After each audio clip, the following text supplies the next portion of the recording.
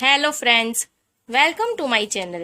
In today's session, I am going to explain you chapter number 14, Electric Current and its Effect of Science, Standard 7, Session 1.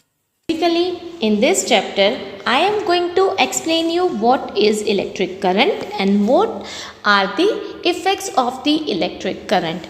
In 6th standard, you have already studied about the electric current basic fundamentals. So, let's start this chapter. First one is electric current. We should understand what is electric current. The flow of charges through a circuit is called electric current. अब circuit के through जो charges flow होते हैं उसको हम electric current बोलते हैं. The SI unit of electric current is ampere and denoted by capital A. अब SI यूनिट जो है इलेक्ट्रिक करंट का वो एम्पियर है जिसको हम कैपिटल A से डिनोट करते हैं, रिप्रेजेंट करते हैं. The direction of the electric current is conventionally from the positive terminal to the negative terminal of a cell. अब करंट कैसे फ्लो होता है conventionally? Here you can see flow of the electron. जो current flow conventional current यानी कि electron का flow जो होता है वो पॉजिटिव टर्मिनल से नेगेटिव टर्मिनल ऐसे फ्लो होते हैं इलेक्ट्रॉन, और करंट उसके ऑपोजिट डायरेक्शन में फ्लो होता है. This one is symbol of battery. अब बैटरी क्या है, सेल क्या है, वो मैं आपको इस चैप्टर के अंदर डिटेल में एक्सप्लेन करूँगी. But here you can observe कि यहाँ पे जब ये स्विच क्लोज होती है तभी जो ये लैंप है वो ग्लो होगा. जैसे ही स्विच ओपन होती है सर्किट को कंप्लीट पाथ नहीं मिलता है, सो करंट फ्लो नहीं हो सकता. दैट्स वाई लैंप जो है वो ग्लो नहीं करता है. An electric circuit is a complete path for the flow of electric current. अब हम इलेक्ट्रिक सर्किट किसको बोलते हैं? जिसमें करंट को फ्लो होने के लिए कंप्लीट पाथ मिलता है, which is electric circuit. Here you can see, यहाँ पे आप देख सकते हो कि यहाँ पे दो नील्स है, उसके बीच ना एक यहाँ पे तार यूज़ किया गया है. देन सेल कनेक्टेड है, सेल के साथ इसको एज ए ये पिन जो है उसको एज ए स्विच यूज़ किया है. लैंप यहाँ पे है कि जैसे ही टच करेगी ये वायर को तो क्या होगा कि लैंप जो है वो ग्लो होगा. बट अगर की जो है वो टच ना करे तो लैंप जो है वो ग्लो नहीं होगा, बिकॉज सर्किट जो है वो ब्रेक हो जाती है. Now next one is symbols of electric components. अब जनरली हम जितने कंपोनेंट्स यूज़ करते हैं लाइक सेल या बैटरी यूज़ करते हैं, लैंप यूज़ करते हैं, स्विच यूज़ करते हैं, तो इन सब का हम फिजिकल डायग्राम ड्रॉ नहीं करते हैं. We use to represent them as symbol. तो वो सिम्बल्स कौन कौन से हैं वो यहाँ पे हमें डिस्कस करने हैं. So let's have a look. First one is यहाँ पे दिया है serial number, electric component and उसका सिंबल यहाँ पे ड्रॉ करेंगे. Same serial number, electric component and symbol. First one is electric cell. अब फर्स्ट में दिया है इलेक्ट्रिक सेल. वो कंपोनेंट कैसा होता है? हियर यू कैन सी ये इलेक्ट्रिक सेल है which is having one positive terminal and another one is negative terminal. तो इसको हम सिंबल के फॉर्म में कैसे रिप्रेजेंट करेंगे? It can be represented by the symbol in which one is positive terminal, another one is negative. जो longer होता है वो पॉजिटिव टर्मिनल होता है and shorter one is negative terminal. Next one is electric bulb. Next आपको दिया है electric bulb. Electric bulb जो है वो हम यहाँ पे देखते हैं, this one is electric bulb. Electric bulb में एक फिलामेंट होता है, राइट? तो उसको हम सिंबल में कैसे रिप्रेजेंट करेंगे? Here you can see this one is the symbol of electric bulb. Next one is switch in on position. अगर स्विच जो है ना वो आइदर ऑन हो सकती है और ऑफ हो सकती है, right? It may have any of this position. तो अगर वो ऑन पोजिशन पे है तो कैसे होती है? Here you can see previous activity के अंदर ना हमने सेफ्टी पिन को एज ए स्विच यूज़ किया था, बिकॉज अगर आप सेफ्टी पिन को ओपन कर देते हो तो उसमें से करंट फ्लो नहीं होगा, सर्किट जो है वो पूरी ब्रेक हो जाएगी. तो ऑन पोजिशन हम कैसे रिप्रेजेंट करते हैं? It is represented by this. Here you can see कि दो जो टर्मिनल्स हैं उनके बीच भी एक कनेक्टिविटी है, so current can flow through it. Now next one is switch in of position.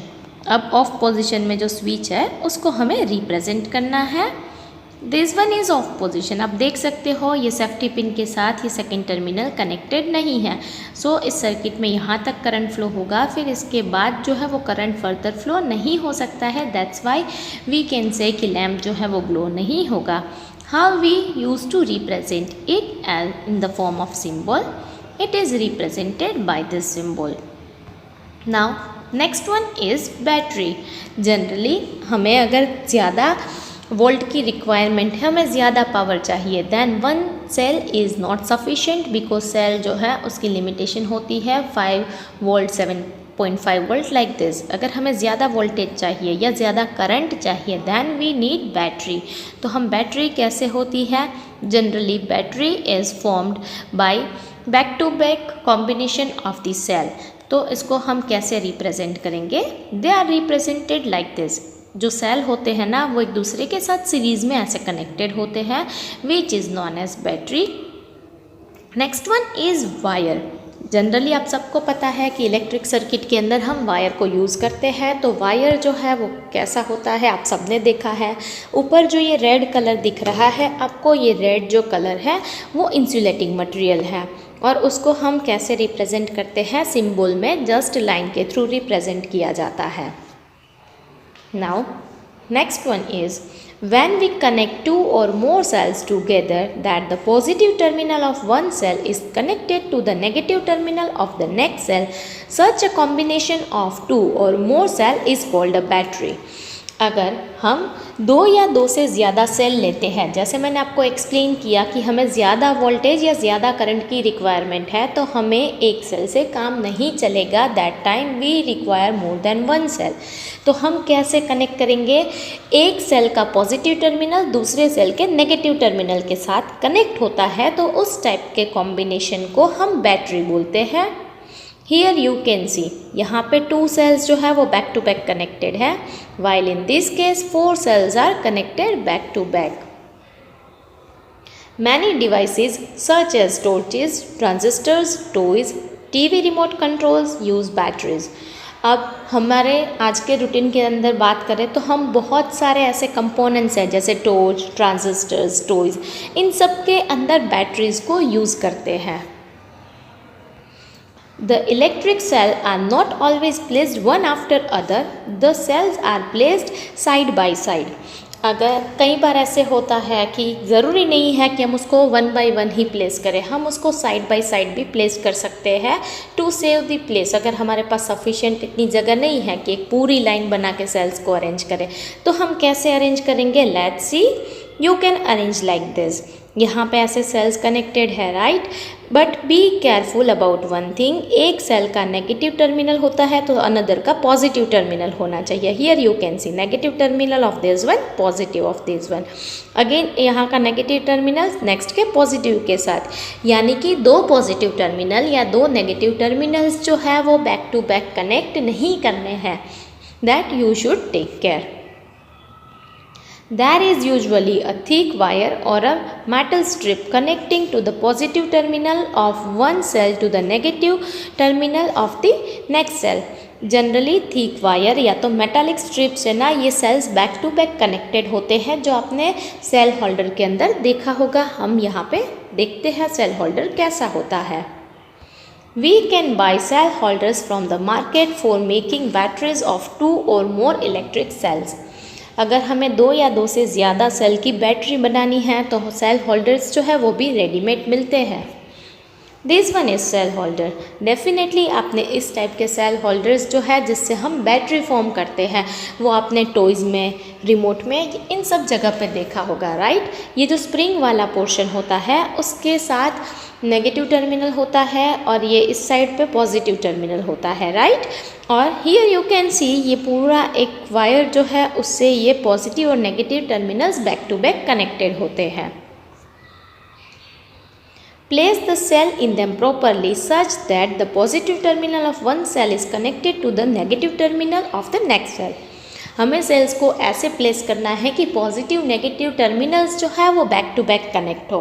अगर आप दोनों पॉजिटिव टर्मिनल, मान लो कि इधर भी आपने पॉजिटिव टर्मिनल सेट किया है, यहाँ पे भी पॉजिटिव टर्मिनल सेट किया है, तो आपका रिमोट या टॉय जहाँ पे भी आपने ये बैटरी फॉर्म की है वो वर्क नहीं करेगा। Now next one is let's discuss one activity. Make an electric circuit. अब एक इलेक्ट्रिक सर्किट बनानी है like this. Here you can see एक सेफ्टी पिन को एज ए स्विच यूज़ किया गया है. One cell is there and one lamp is there. Draw a circuit diagram of it. It is much easier to draw a circuit diagram using symbols. Therefore, we generally represent an electric circuit by its circuit diagram. अब हम generally symbols को क्यों use करते हैं, circuit diagram जो है वो क्यों बनाते हैं, बिकॉज ये ऐसे पूरे सेल्स ड्रॉ करो, बल्ब रियल में ड्रॉ करो, that is quite time consuming और ये थोड़ा डिफ़िकल्ट भी लगता है, right. So to make it easier हम क्या करते हैं, इलेक्ट्रिक सर्किट जो है उसको इलेक्ट्रिक डायग्राम के फॉर्म में रिप्रेजेंट करते हैं. एज वी डिस्कस्ड अर्लियर, ये अगर मैं सेफ्टी पिन को ऑन कर दूँ या तो यहाँ से डिस्कनेक्ट कर दूँ तो ये सर्किट जो है उसकी स्विच ओपन होगी. So here 2 diagrams are there. एक में जो है वो स्विच क्लोज है, एक में स्विच जो है वो ओपन है. स्विच अगर क्लोज है तो उसको क्लोज सर्किट बोलेंगे और स्विच अगर ओपन है then it is known as open circuit. जब सर्किट क्लोज होगी तो यहाँ से करंट फ्लो होगा और ये लैंप जो है वो ग्लो होगा. दैट्स वाई यहाँ पे लैंप ग्लो हो रहा है, ऐसे सिंबल से रिप्रेजेंट किया है. बट अगर आपकी सर्किट ओपन है तो उसमें से करंट फ्लो नहीं होगा. व्हाट डज़ इट मीन कि वहाँ पे लैंप जो है वो ग्लो नहीं होगा. दैट्स वाई यहाँ पे कोई ग्लो रिप्रेजेंट नहीं किया गया है.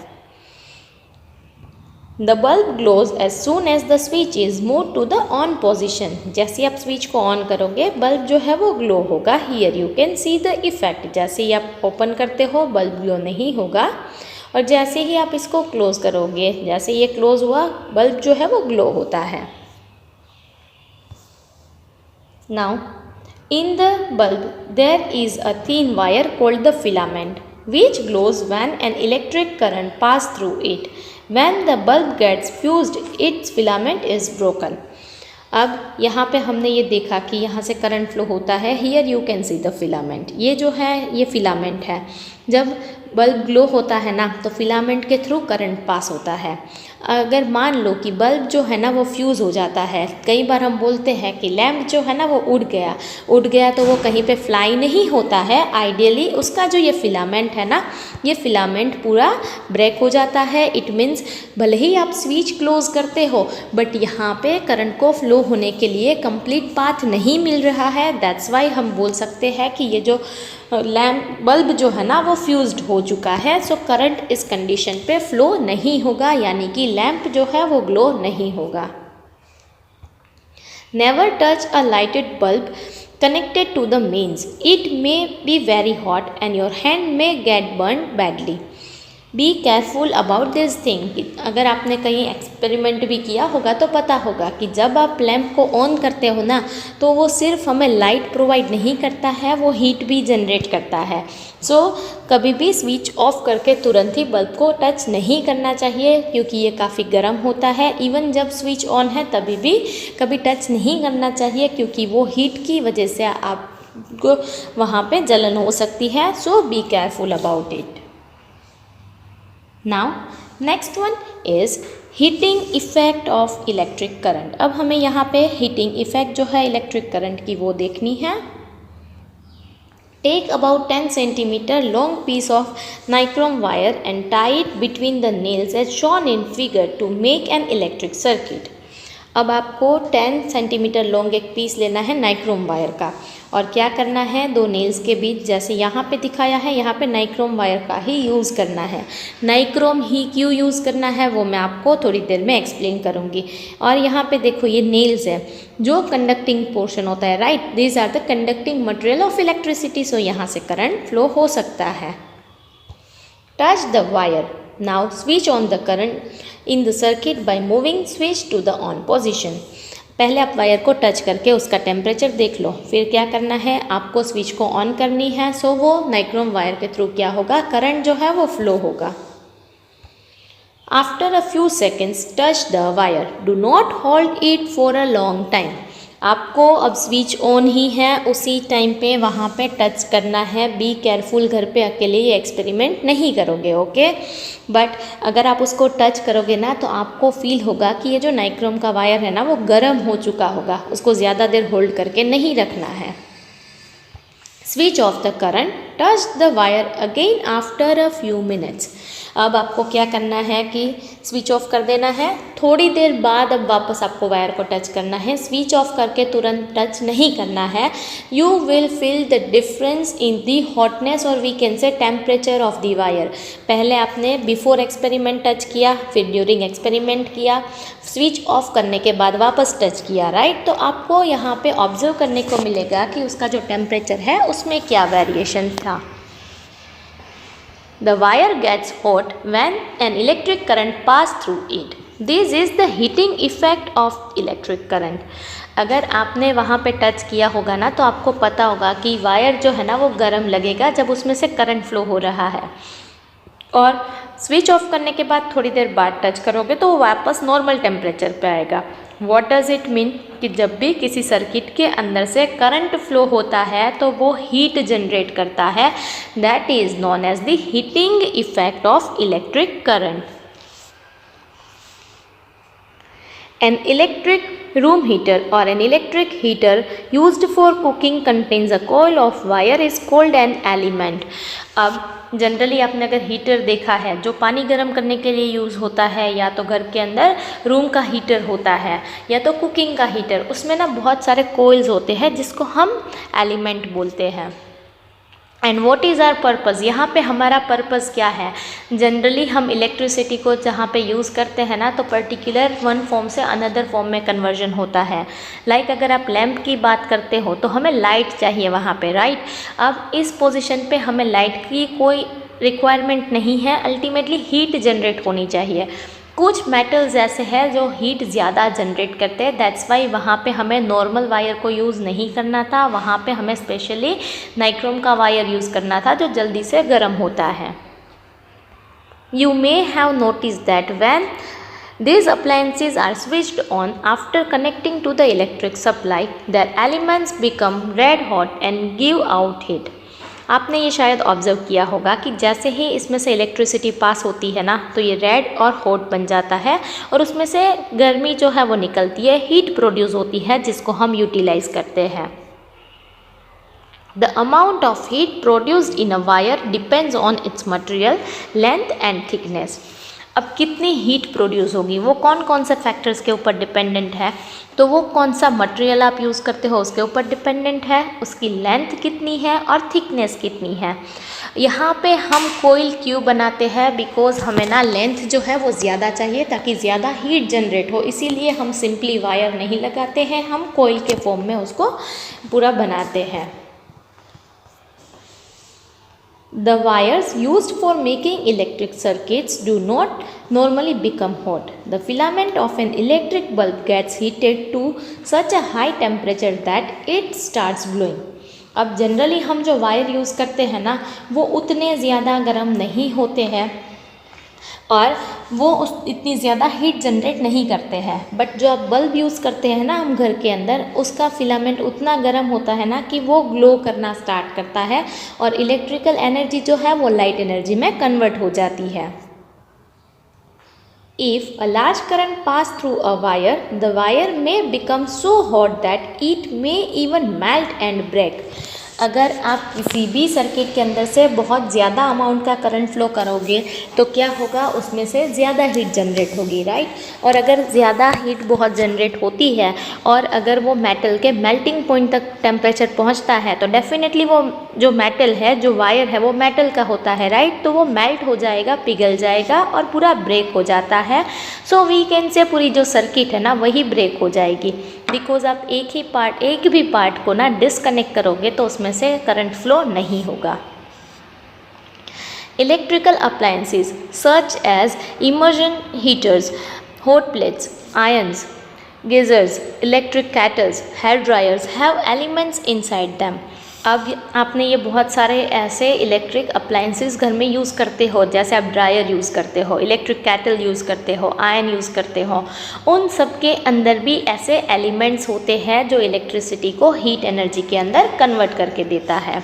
So we can say that जो इलेक्ट्रिसिटी जो है उसकी हीटिंग इफ़ेक्ट को भी हम यूटिलाइज़ करते हैं। लाइक बल्ब के फॉर्म में हमने देखा कि वहाँ पे एनर्जी जो है वो वेस्ट होती है, हमें हीट की रिक्वायरमेंट नहीं होती है, सो वहाँ पे वो वेस्टेज था। बट अगर हम आयन की बात करें या तो हम हेयर ड्रायर की बात करें तो हमें यहाँ पे हीट जनरेट करनी है और हम उसको यूटिलाइज़ करते हैं। Next one is tubelights and CFLs। अब पहले के टाइम पे हमें पता है कि हम लैंप यूज़ करते थे, but nowadays we are using lights and CFLs। हम क्यों यूज़ करते हैं वो अब देखते हैं। An electric bulb is used for light, but it also gives heat. This results in the wastage of electricity. जैसे मैंने आपको बताया कि वो सिर्फ लाइट नहीं देता है, वो हीट भी जनरेट करता है जो वेस्टेज है। सो वहाँ पे इलेक्ट्रिसिटी काफ़ी सारी वेस्ट हो रही है जो हमें नहीं करना है, हमें इलेक्ट्रिसिटी को कंजर्व करना है। Here you can see the lamp wastage can be reduced by using fluorescent tube lights in place of the bulbs. अब ये बल्ब को रिमूव करके हम फ्लोरोसेंट ट्यूबलाइट को यूज़ कर सकते हैं, जिससे जो वेस्टेज है वो कम हो, हम इलेक्ट्रिसिटी को कंजर्व कर सकते हैं। Compact fluorescent lamps which are known as CFLs also reduce wastage and can be fixed in the ordinary bulb holder. अब हम लैम्प के बदले हमने फ्लोरोसेंट ट्यूबलाइट यूज़ की, सिमिलर वे हम CFL यानी कि कॉम्पैक्ट फ्लोरोसेंट लैम्प को यूज़ कर सकते हैं। जनरली जो आपके बल्ब का होल्डर होता है ना, उसी में हम CFL को फिट कर सकते हैं। बिफोर बाइंग बल्ब्स और ट्यूब्स और CFLs, look for the ISI mark of the Bureau of Indian Standards mark, which ensure that the appliances is safe and the wastage of energy is minimum. आप अगर market के अंदर bulb CFL लेने जाते हो या तो ट्यूबलाइट लेने जाते हो तो आपको एक श्योरिटी होनी चाहिए कि जब आप उसको परचेज़ करते हो ना, तब उसके ऊपर ISI का ना इंडियन स्टैंडर्ड ब्यूरो का मार्क होना चाहिए। Here you can see the ISI mark. यहाँ पे आप देख सकते हो लैम्प के अंदर ये ISI मार्क जो है वो क्या रिप्रेजेंट करता है कि जो भी आप डिवाइस परचेज़ कर रहे हो ना, वो ज़्यादा एफिशिएंट है, जिसमें कम एनर्जी, मिनिमम से मिनिमम एनर्जी वेस्ट होगी। इवन आपने अगर रेफ्रिजरेटर या एयर कंडीशन जो है उसकी एडवर्टाइजमेंट देखी है या उनके ऊपर कहीं पे लेबलिंग देखा होगा, तो वहाँ पे स्टार्स के फॉर्म में होता है कि 3 स्टार 4 स्टार, राइट। वो स्टार रिप्रेजेंट करता है कि कितनी एनर्जी हम कंजर्व करेंगे, कितनी इलेक्ट्रिसिटी ये यूज़ करके हम बचा सकते हैं। So this was all about the heating effect of electric current. उसको हम और कहाँ पे यूटिलाइज करते हैं सेम इफेक्ट को, वो हम नेक्स्ट सेशन के अंदर कंटिन्यू करेंगे। Thank you. Thank you for watching my video. If you have not subscribed my channel yet, please subscribe it by pressing the bell icon. And if you have really liked the video, don't forget to like it and share it with your friends. Keep watching videos on my channel. Thank you.